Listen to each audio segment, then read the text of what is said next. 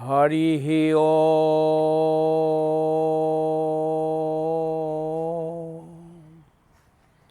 হৰিঃ ওম হৰিঃ ওম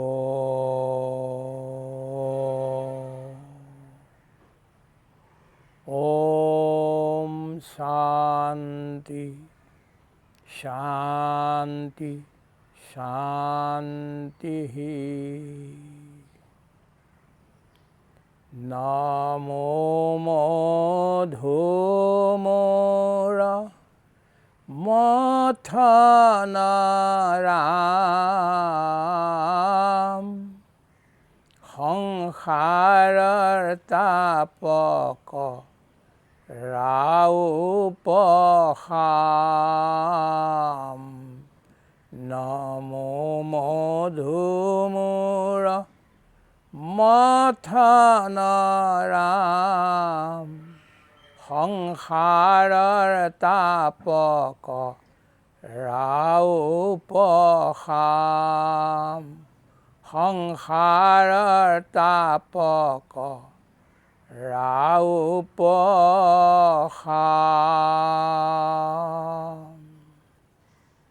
হৰিঃ ওম হৰিঃ ওম হৰিঃ ওম শান্তি।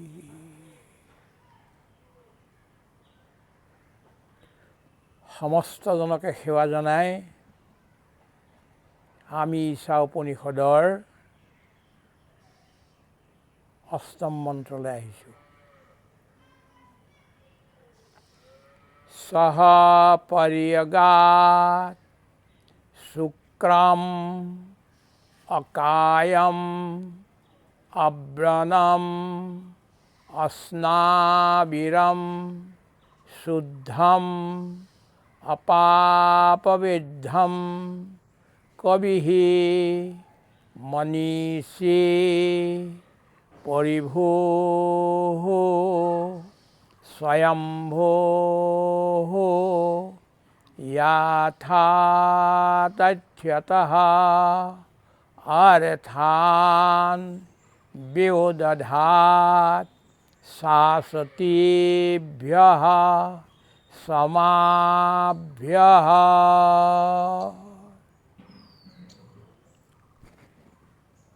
সহ মানে সেইজন পুৰুষে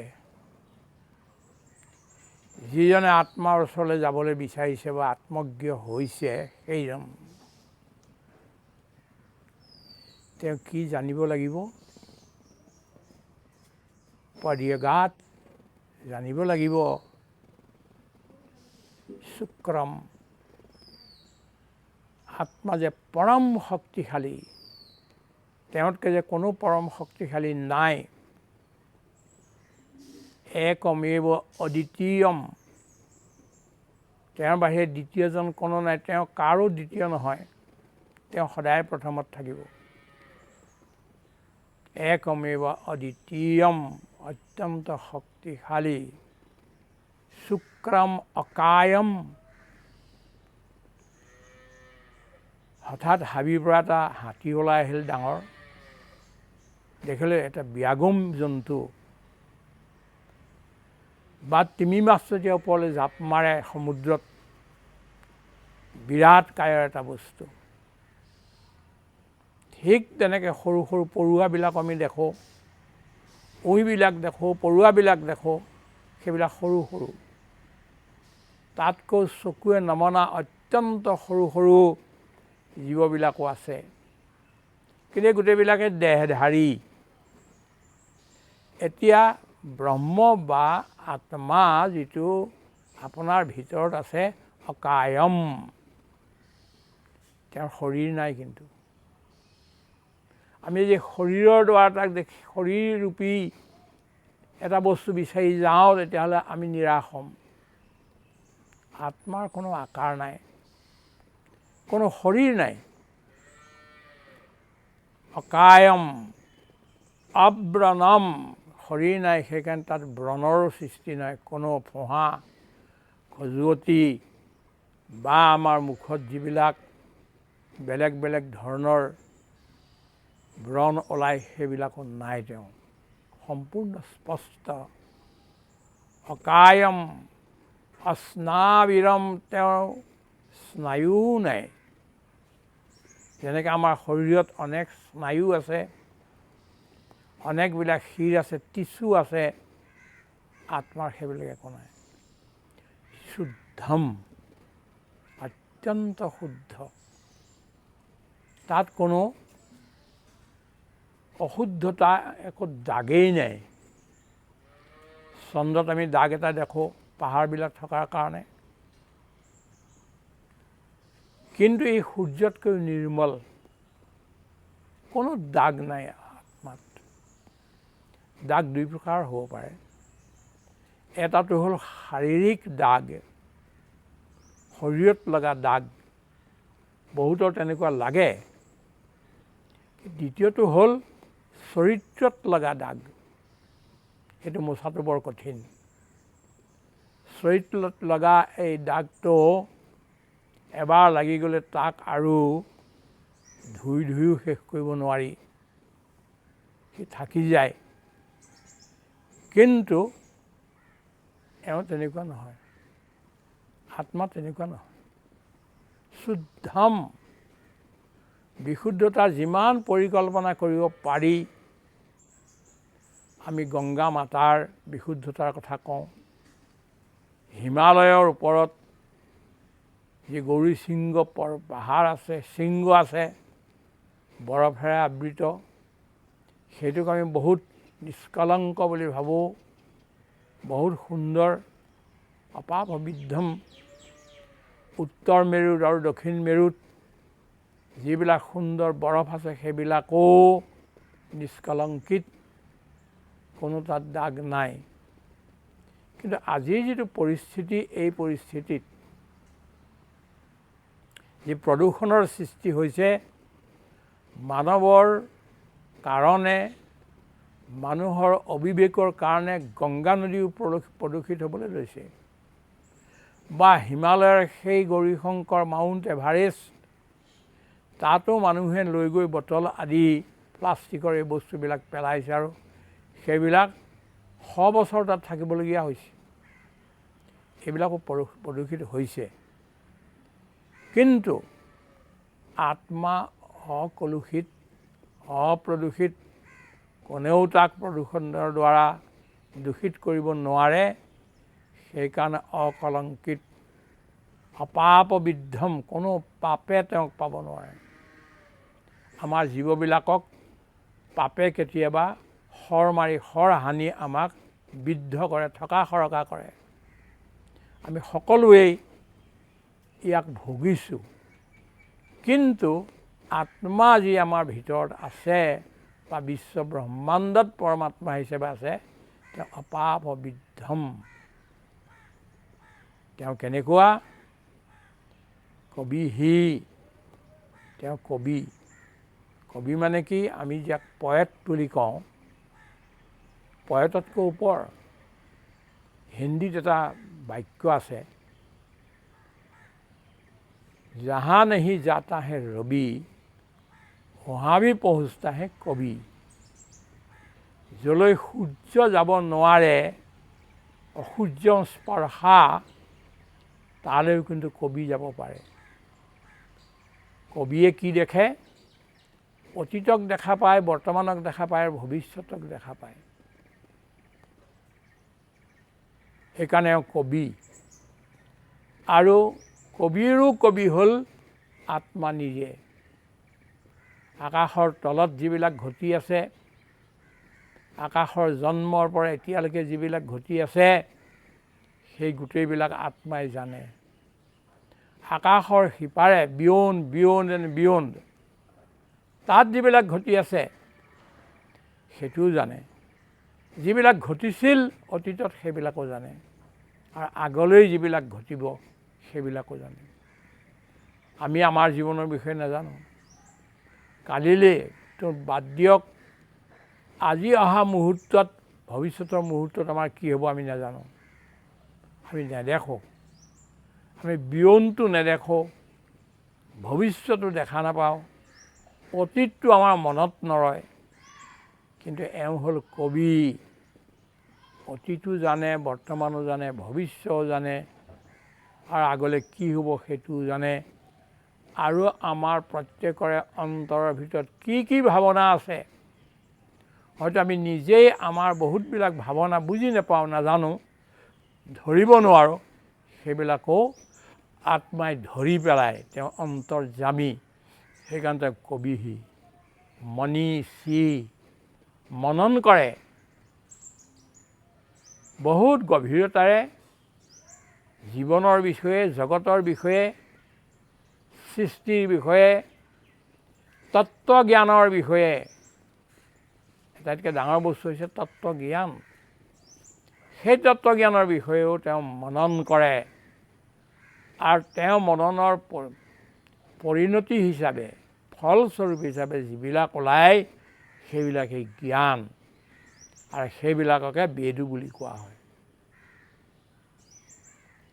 জগত সংহৰি সুতি আছা নাৰায়ণ, প্ৰথম নিশ্বাসে বেদ বাজ ভৈলা বেদ গান। জগত সংহাৰ কৰাৰ পিছত যেতিয়া ভগৱান শুই থাকে, তেওঁ নিশ্বাসৰ পৰা প্ৰথম বেদ ওলায়। জ্ঞান, বেদ মানে জ্ঞান। আৰু এই সম্পৰ্কে আমি গীতাৰ ৫ম অধ্যায়ত গৈ আমি পামগৈ, প্ৰথমতেই পাম বেদ মানে কি। গতিকে তেওঁ পৰিভূ, মনীষী, মনন কৰে তেওঁ গোটেইবিলাক কি হ'ব আৰু কি হ'ব লাগে, কি ঘটি গ'ল আৰু এতিয়া কি ঘটি আছে, এই গোটেইবিলাক তেওঁ মনন কৰে। মনস্বী তেওঁ, সেইকাৰণে তেওঁৰ নাম হ'ল মনীষী। আমাৰ জ্ঞানী লোকসকলকো, যিসকল মহাপুৰুষ আছে, যিসকল সাহিত্যিক আছে, যিসকল শিল্পী আছে, সেইসকলকো মনীষী বোলা যায়। যিসকলে মানৱ জাতিৰ কল্যাণৰ কাৰণে চিন্তন কৰি থাকে, সেইসকলো মনীষী। পৰিভূ, অত্যন্ত ব্যাপক, যাৰ কোনো সীমা নাই। তেওঁ চাৰিওফালে দেখে, চাৰিওফালে জানে, আৰু বিশ্ব ব্ৰহ্মাণ্ডৰ ব্যাপ্তিতকৈ বেছি ব্যাপ্ত হৈ যায়। সেইকাৰণে তেওঁ পৰিভূ, স্বয়ম্ভূ, তেওঁক কোনেও নিৰ্মাণ কৰা নাই। মোৰ শৰীৰটোক মোৰ মাতা পিতাই নিৰ্মাণ কৰিলে, মোৰ মাতা পিতাক মোৰ ককা দেউতাই নিৰ্মাণ কৰিলে। বা এনেধৰণৰ এটা পৰম্পৰা চাই যোৱা যায় যদি, একেবাৰে মনুৰ দিনৰ পৰা, বা আদাম বা ইভ খ্ৰীষ্টান ধৰ্মত, আৰু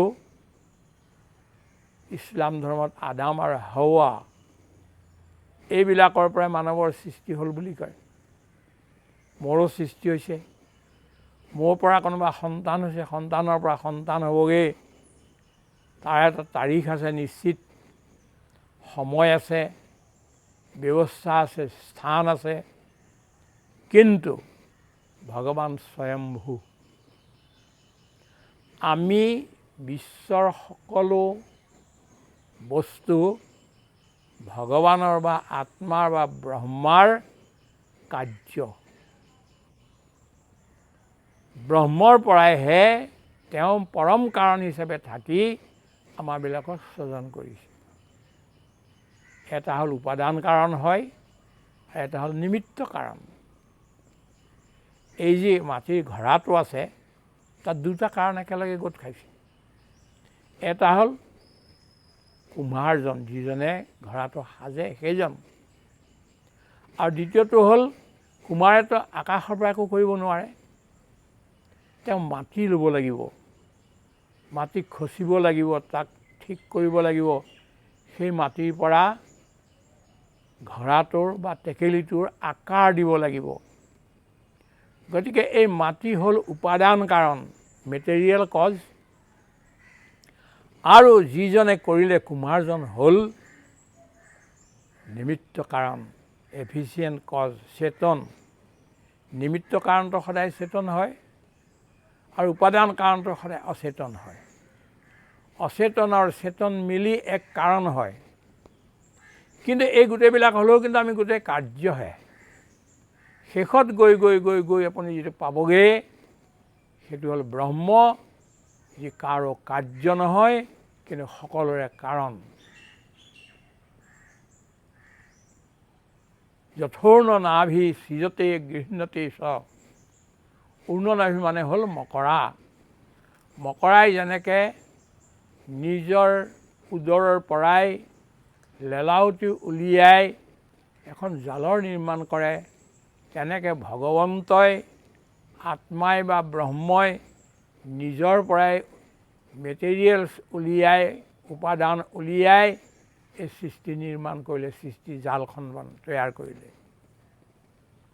কিন্তু নিজে স্বয়ম্ভু, তেওঁক কোনেও নিৰ্মাণ কৰা নাই। স্বয়ম্ভু, পৰিভু, স্বয়ম্ভু, য়াথা তথ্যতঃ অർത്থান শাশ্বতীভ্য সমাভ্য। যদি আমি এই মহান বস্তুটোক জানো, তেতিয়াহ'লে তেওঁ আমাক যিটো উপহাৰ দিব সেইটো শাশ্বত কাললৈকে থাকিব। আমাৰ যিটো আত্মজ্ঞান, ঈশ্বৰৰ জ্ঞান, ভক্তি জ্ঞান, কৰ্মৰ যিটো জ্ঞান, এই গোটেইবিলাক তেওঁৰ পৰাই উপহাৰ হিচাপে আমালৈ আহিছে। আমি সেইবিলাককে লৈ জীয়াই আছোঁ বা জীয়াই থাকিম। কিন্তু যদি আমি সঁচা অৰ্থত যদি আত্মজ্ঞান লাভ কৰোঁতে শাশ্বতীভ্য সমাভ্য, অনন্ত কাললৈকে, অনন্ত বছৰলৈকেই স্থায়ী হৈ থাকি যাব। অন্য বস্তু সংসাৰৰ আজি নহ'লেও কালিলৈ, এই বছৰত নহ'লেও অহা বছৰত, এই যুগত নহ'লেও অহা যুগত ইয়াৰ বিনাশ হ'বই হ'ব। কিন্তু যি আত্মজ্ঞান, মহাজ্ঞান, দিব্য জ্ঞান, এই বয়সৰ সিপাৰলে, সময়ৰ সিপাৰলে ই তিষ্ঠি থাকিব। আৰু এইটোৱে ভগৱানে দিয়া, আমাক দিয়া আশীৰ্বাদ, আৰু এইটোৱে হ'ল মহাপ্ৰসাদ। আমি মহাপ্ৰসাদ বুলি ভগৱানৰ ওচৰত কিছু নৈবেদ্য দি, নাম সংকীৰ্তন আদি কৰি তাক আমি বাটি দিওঁ, বতৰা কৰি দিওঁ লোকসকলক সমানে। ঠিকেই এইটো প্ৰসাদ, কিন্তু আচল প্ৰসাদ সেইটো নহয়। আচল প্ৰসাদ হ'ল আত্মজ্ঞানৰ প্ৰসাদ। আত্মজ্ঞান প্ৰাপ্তি কৰাৰ পিছত মনত যিটো নিৰ্মল আনন্দ আহে, ইয়াৰ নামহে মহাপ্ৰসাদ।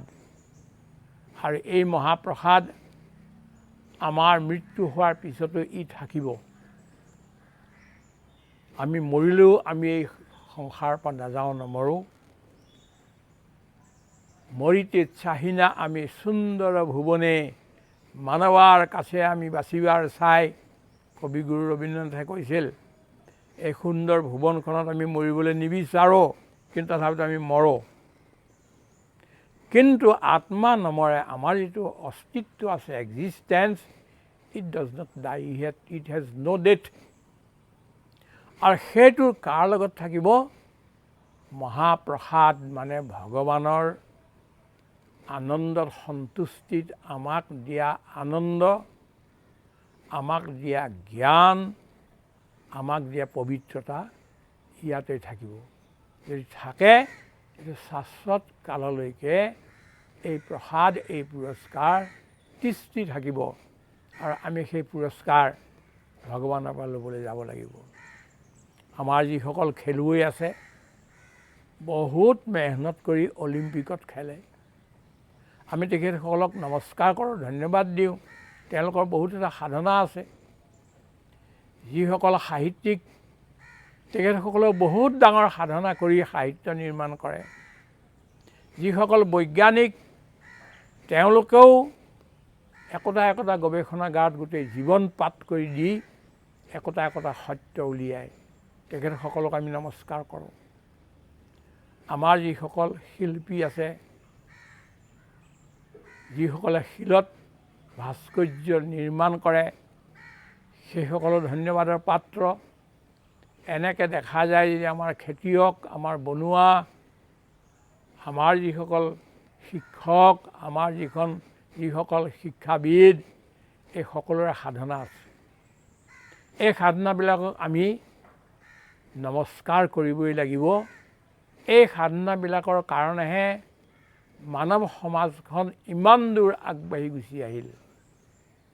কিন্তু এই সাধনাবিলাক শেষৰ সাধনা নহয়। শেষৰ সাধনা হ'ল আত্মজ্ঞানৰ সাধনাহে। আত্মপ্ৰাপ্তি, আত্মদৰ্শন, ভগৱত দৰ্শন আৰু ব্ৰহ্মৰ সাক্ষাৎকাৰ কৰি আমি ব্ৰহ্ম হৈ যোৱাৰ এই সাধনাহে আটাইতকৈ ডাঙৰ সাধনা। আৰু এই সাধনাৰ কাৰণে আমাক যি প্ৰসাদ দিব, আমাক যি শক্তি দিব আৰু আমাক দয়া কৰি, কৰোণা কৰি, বৰদান প্ৰদান কৰি আমাক দেখুৱাবগৈ সেই সত্য। কেতিয়াও এইটো ভাবিব নালাগে যে আমাৰ সাধনাবিলাক, আমাৰ যিবিলাক প্ৰচেষ্টা আছে, সৰু ডাঙৰ এইবিলাক বিফলে যাব। এইটো কথা উপনিষদে কোৱা নাই। উপনিষদে কৈছে যে তুমি যি সাধনা কৰা, যি চেষ্টা কৰা সৎ পথত, সেইটোৰ কোনোদিনাখন বিনাশ হ'ব নোৱাৰে। ন হি কল্যাণকৃত কশ্চিৎ দুৰ্গতিম তাত গচ্ছতি।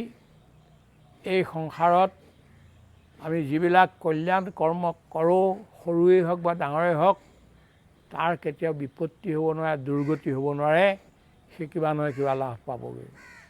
এতিয়া ইয়াত শাশ্বতীভ্য সমাভ্য এই শব্দৰ দ্বাৰা ঋষিয়ে আমাক আশ্বাসন দিছে যে তোমালোকৰ এই ব্ৰহ্মপ্ৰাপ্তিৰ যি সাধনা, যি অনুসন্ধান, যি গৱেষণা, যি ত্যাগ, সেইটো কেতিয়াও সমাপ্ত নহয়। এইটো কেতিয়াও নষ্ট নহয়, লোকচান নহয়। আৰু ব্ৰহ্মই তোমালোকক এই গোটেইবিলাকৰ কাৰণে পুৰস্কাৰ প্ৰদান কৰে। পুৰস্কাৰ শব্দটো ৰখা গৈছে ইয়াত। পুৰস্কাৰ প্ৰদান কৰিব। সেই পুৰস্কাৰ প্ৰাপ্তিৰ কাৰণে এই জন্মতে আমি মৃত্যুৰ আগতে এই গোটেইটো যত্ন কৰিব লাগিব, একান্তভাৱে যত্ন কৰিব লাগিব। মনক চাৰিওফালে দৌৰিবলৈ নিদি একত্ৰ দৰ্শন কৰিবৰ কাৰণে এক হৈ, মনক সংযমিত হৈ আমি এই কামটোত লাগিব লাগিব। তেতিয়া আমি এই বস্তুটো প্ৰাপ্ত কৰিমগৈ। আমাৰ এইখিনিতে এটা চেপ্টাৰ সমাপ্ত হৈছে। যোৱা দুটা মন্ত্ৰ আৰু আজি এই 3 নম্বৰ মন্ত্ৰ, এই তিনিটাত ব্ৰহ্মৰ স্বৰূপ এই সম্পৰ্কে ক'লে। ইয়াৰ পিছত আমি জ্ঞানৰ সম্পৰ্কে পাম। জ্ঞান কি, বিদ্যা কি, অবিদ্যা কি, এই গোটেইখিনি পাম। এতিয়া আমাৰ এটা অনুৰোধ যে আমি এটা যাত্ৰা কৰিছোঁতো, আমি অকলে নহয়। এই যিজন ব্যক্তিয়ে কৈ আছে এইজনেই নহয়, শান্তি সাধনা আশ্ৰমৰ সকলো মিলি, ইয়াত থকা জীৱ জন্তুসকল মিলি, শান্তি আৰু গছ লতা বৃক্ষ যি আছে সকলো মিলি, আমাৰ পখিলাসকলেও আমাক লগত যোগ দিছে।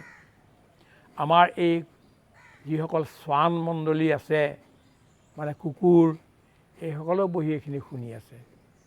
নাম সংকীৰ্তন কৰিবলৈ তেখেতলোক যায়। এইসকলতো আছেই। শান্তি সাধনা আশ্ৰমৰ লগত মানসিকভাৱে অসমত আৰু ভাৰতত যিমান লোক জড়িত হৈ আছে, এই সকলোও আছেই। কিন্তু আমাৰ এই যাত্ৰাটো সকলোৰে কাৰণে, সকলোৱে মিলি কৰিব লাগিব। আপুনি আমাক বুজাব লাগিব যে আমি ক'ত ভুল কৰিছোঁ। ব্যাখ্যা কৰোঁতে ক'ৰবাত ভুল হৈছে নেকি, সেই কথাটো আপুনি আমাক ক'ব লাগিব। আমাক উপদেশ দিব লাগিব। সেই পথেদি যদি আমি শুদ্ধভাৱে যাব পাৰোঁ, আমাৰ চিন্তনত যদি ক'ৰবাত খেলি মেলি আছে, সেইবিলাক আপুনি আমাক শুধৰাই আশীৰ্বাদ দি লৈ যাব লাগিব। তাৰ কাৰণে আৰু এটা কথা আছে। কেৱল আপুনি সেইখিনি কৰিলে নহ'ব। আমি আপোনাৰ পৰা এই ক্ষেত্ৰত এই যাত্ৰাত কোনো অৰ্থ সাহায্য বিচৰা নাই। কিন্তু এটা আপুনি কাম কৰিব লাগিব যে আমি বৰ ভাৱনাৰে সৈতে ভগৱানৰ কাৰণে উপনিষদৰ পৰা আৰম্ভ কৰি গীতা, নামঘোষা আৰু ভাগৱত এই গোটেইবিলাক আমি সন্মুখত লৈ এটা এটাকৈ আগবঢ়াই নিব খুজিছোঁ।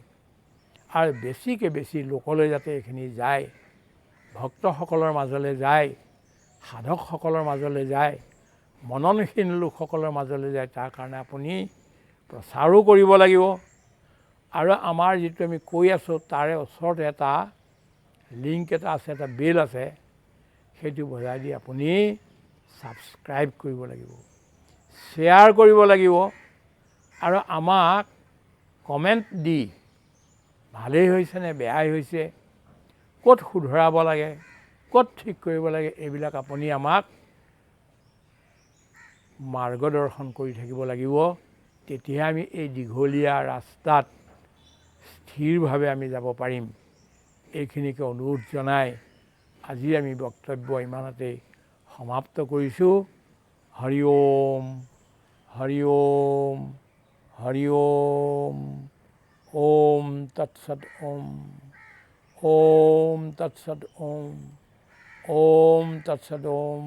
শান্তি শান্তি শান্তি।